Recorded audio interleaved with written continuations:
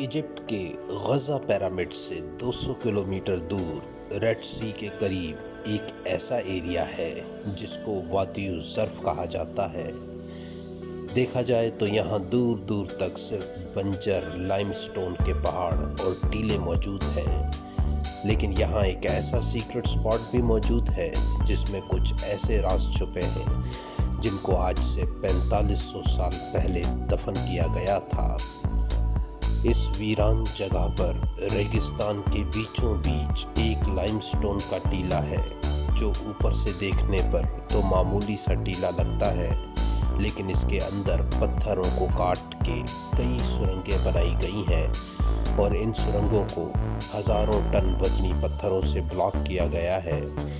सदियों पहले ancient Egyptians ने यहाँ कुछ तो ऐसा छुपाया था जो वो दुनिया के सामने नहीं लाना चाहते थे, लेकिन पहली बार इन पत्थरों के सामने से पत्थर हटाए गए तो पूरी दुनिया हैरान रह गई। इजिप्ट के आलीशान पिरामिड और यहाँ की ज़मीन का चप्पा चप्पा दिलचस्प मिस्ट्री से भरा पड़ा है। वैसे तो इजिप्ट में अब तक 118 पिरामिड ढूंढे जा चुके हैं, लेकिन कई पिरामिड इजिप्ट और अफ्रीकी रेगिस्तान में रेत के नीचे अभी तक छुपे हुए हैं। फ़िलहाल जो पिरामिड दुनिया के सामने मौजूद हैं, इनमें सबसे बड़ा इजिप्ट के शहर कायरो में मौजूद है, जिसे पिरामिड ऑफ खूफू कहा जाता है।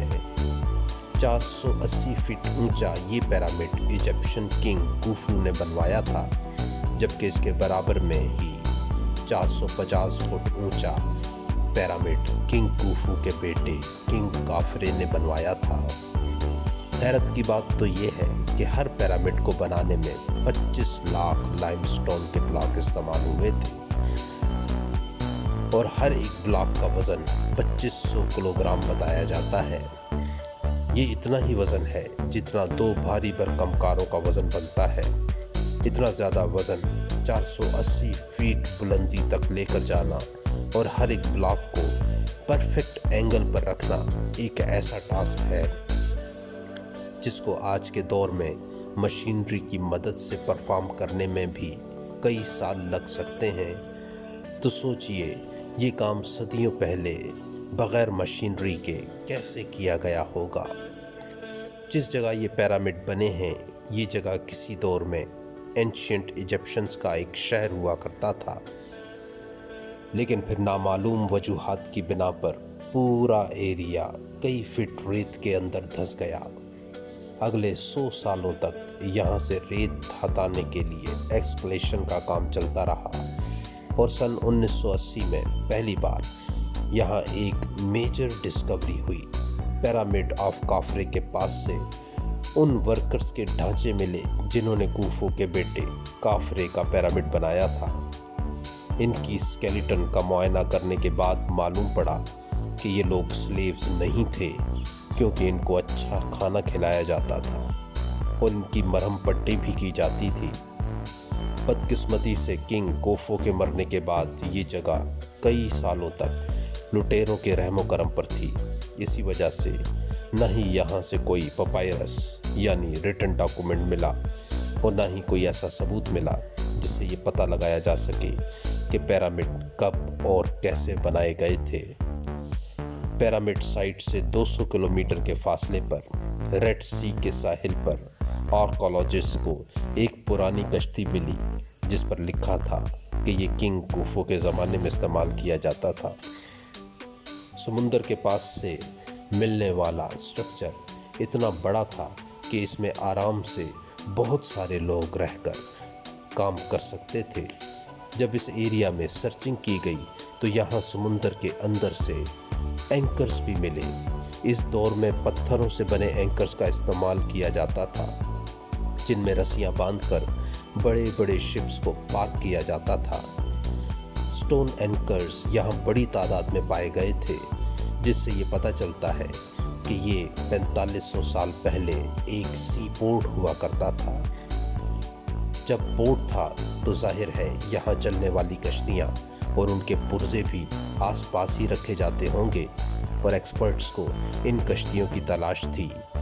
कई सालों की मेहनत के बाद आखिरकार इजिप्ट एक्सपर्ट्स को पोर्ट से चंद किलोमीटर दूर लाइमस्टोन के टीले के अंदर बड़ी महारत से खोदे गई टनल्स मिले, जिनके एंट्रेंस को बड़े पत्थरों की मदद से ब्लॉक किया गया था।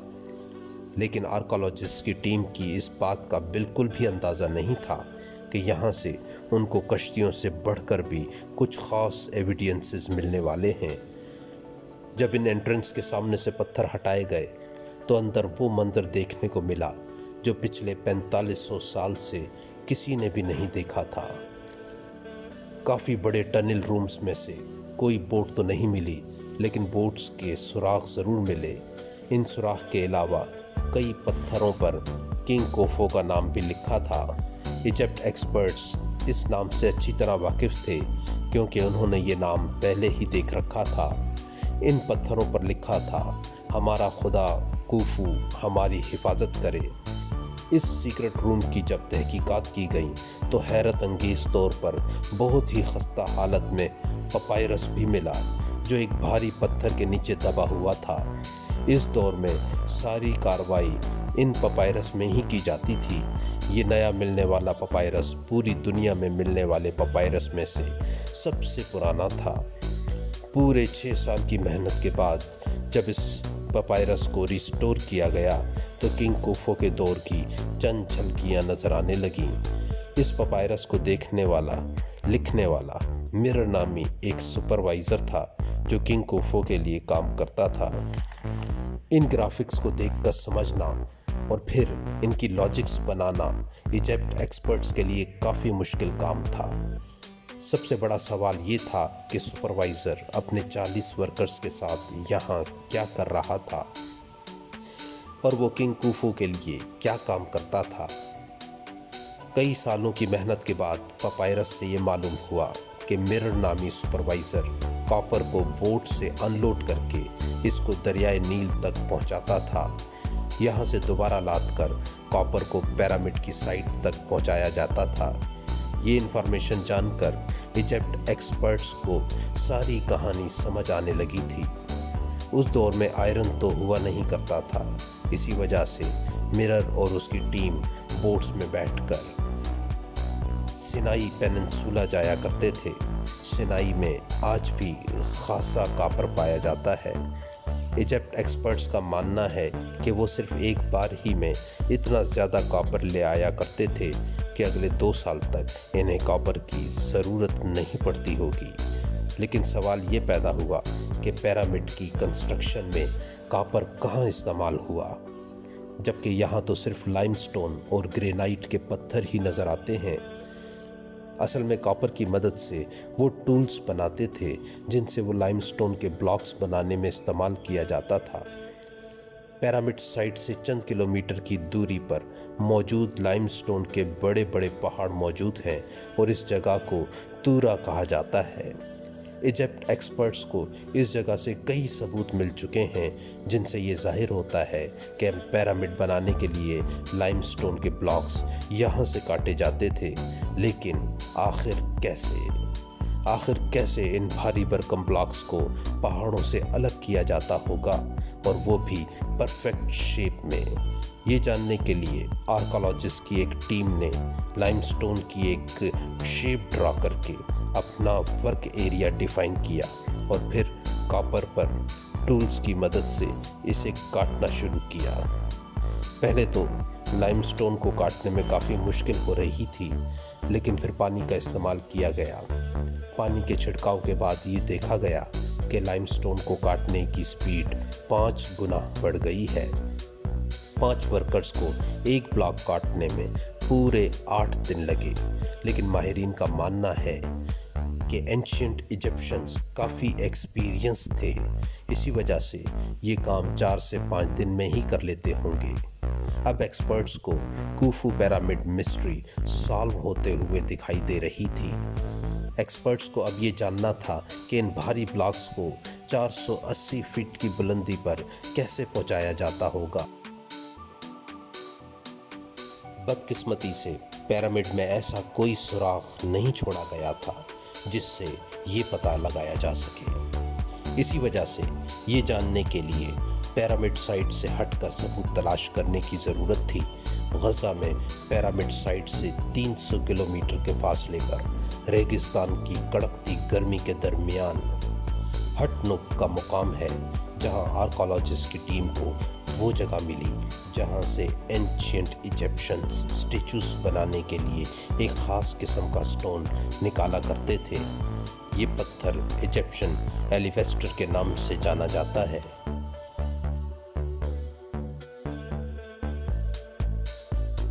ان سے ایجپشنز اپنے اسٹیچو بنوایا کرتے تھے۔ اتنے بڑے اسٹیچو بنوانے کے لیے ظاہر ہے یہاں سے کافی بڑے سٹون نکالا جاتا ہوگا، وہ بھی ایک پیس میں۔ زمین کے کئی فٹ نیچے اس خاص سٹون کو نکال کر کیسے لایا جاتا ہوگا، یہ جاننے کے لیے 100 سے بھی زیادہ ورکرز اور ایکسپرٹس کی ٹیم یہاں آئی تھی۔ یہ سائٹ بھی آرکیالوجسٹ کے لیے کافی خاص تھی، کیونکہ یہاں بھی کوفو کا نام جگہ جگہ پایا جاتا تھا۔ پچھلے کئی صدیوں سے یہاں پر کوئی کام نہیں کیا گیا تھا۔ کئی مہینوں تک یہاں کھدائی کا کام چلتا رہا، مگر ملبے کے سوا کچھ نہ مل سکا۔ پھر آخرکار وہ دن آ ہی گیا جب یہاں سے پہلا سوراخ ملا۔ زمین سے کئی فٹ نیچے ملبے کے نیچے دبی ہوئی ایک سٹیئر اور ریمپ نما چیز ظاہر ہوئی۔ کھدائی کے بعد سٹیئرز پر کچھ گڑھے بھی سامنے آئے، دونوں سائڈوں پر سٹیئرز اور بیچ میں ریمپ، جس کی ڈھلان 25% کے آس پاس تھی، اور اس سے سٹیئرز پر عجیب سے گڑھے کیوں بنائے گئے تھے؟ ایکسپرٹس کا ماننا تھا کہ یہ سب کچھ سٹون کو اوپر لے کر جانے کے لیے ہی بنایا گیا تھا۔ کافی سوچ بچار کے بعد یہ نتیجہ نکالا گیا کہ ان گڑھوں میں لکڑی کے تنے ڈالے جاتے تھے۔ سٹون کا بڑا بلاک جس کو رسیوں سے باندھا جاتا تھا، لکڑی کے تنوں سے ٹوسٹ ہو کر جاتی تھی، جس سے سٹون کھینچنے میں آسانی ہوتی تھی۔ یہ مانا گیا کہ لکڑی کے تنے پلی کا کام کیا کرتے تھے۔ یہ بات اب کافی کلیئر ہو چکی تھی کہ بیچ والے ریمپ پر سٹون کا بلاک رکھا جاتا ہوگا، جس کے دونوں سائڈز پر ورکر رسیاں اور تنے کی مدد سے اوپر کھینچا کرتے تھے، جبکہ فرکشن کو کم کرنے کے لیے ریتی کا استعمال کیا جاتا ہوگا، اور ایکسپرٹس نے ہزاروں کلوگرام وزنی سٹون بلاک کو اوپر لے جانے والی مسٹری کو کافی حد تک سالو کر دیا تھا۔ اگر ہٹ نوک کے مقام سے اس سٹون کو اسی میتھڈ کے ذریعے سٹون بلاک کو اوپر لفٹ کیا جاتا تھا، تو اس بات کی کافی زیادہ چانسز ہیں کہ پیرامڈ کنسٹرکشن کے دوران بھی بلاکس اوپر لفٹ کیے جاتے ہوں گے۔ تو اس بات کی کافی زیادہ چانسز ہیں کہ پیرامڈ کی کنسٹرکشن کے دوران بھی اسی قسم کے ریمپ بنائے جاتے ہوں گے، اور وہاں بھی لائم سٹون کے بلاکس کو ایسے ہی اوپر چڑھایا جاتا ہوگا۔ دی گریٹ پیرامڈ کو بنے 4500 سال گزر چکے ہیں، اور پچھلے 300 سالوں سے انہوں نے پوری دنیا کو الگ الگ مسٹری میں الجھا کر رکھا ہے۔ بے شک آرکیالوجسٹ اور ایکسپرٹس ان پیرامڈس کے بارے میں کافی کچھ جان چکے ہیں، لیکن آج بھی پیرامڈ کی کنسٹرکشن کو دنیا کی سب سے بڑی مسٹری مانا جاتا ہے۔ ایجپٹ کے پیرامڈ کی مسٹری آپ کو کیسی لگی؟ کامنٹ میں ضرور بتائیے گا، اور ہمارے یوٹیوب چینل ٹرکس کو سبسکرائب کریں اور فالو کریں ہمارے فیس بک پیج کو۔